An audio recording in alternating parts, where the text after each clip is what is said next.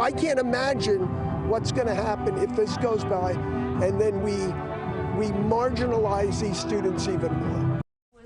They're calling it the Don't Say Gay bill, and it could become Florida law later this year. Tonight, local students and residents told us the bill is extremely problematic in their view.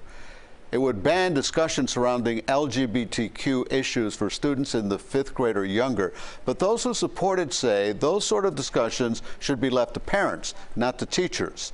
CBS 4's Karli Barnett is live in Wilton Manors with people who feel differently about this. Karli?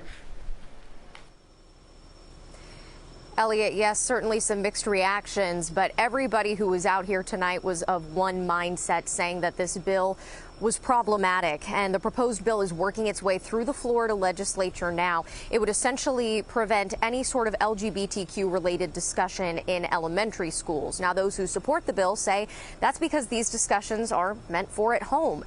But those who oppose the bill say this could make students feel further isolated or marginalized.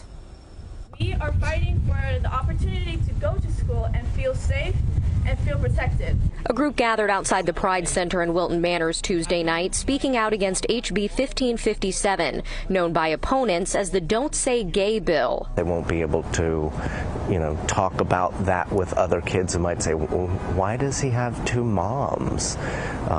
There won't be any way for faculty, for school teachers to talk to kids about LGBT-related issues. It will be against policy. The bill says educators, quote, may not encourage classroom discussion about sexual orientation or gender identity in primary grade levels or in a manner that is not age appropriate. Those rallying against say the policy may imply the way someone identifies is something to be ashamed of or hidden. When I was young, I couldn't be young.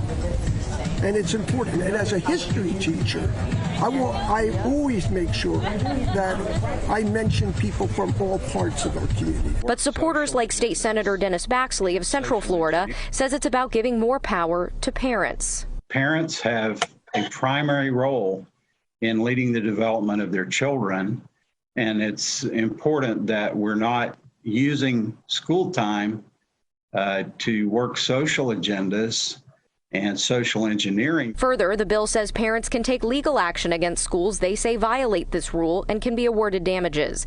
But Fort Lauderdale Mayor Dean Trantalis says it doesn't take into account that not every family unit looks the same. To say that we fit into this cubicle of a notion that, it's a mother and a father and a boy and a girl, that's not America anymore, okay? It never was. And to hide behind that myth is only to estrange people from within their own family unit.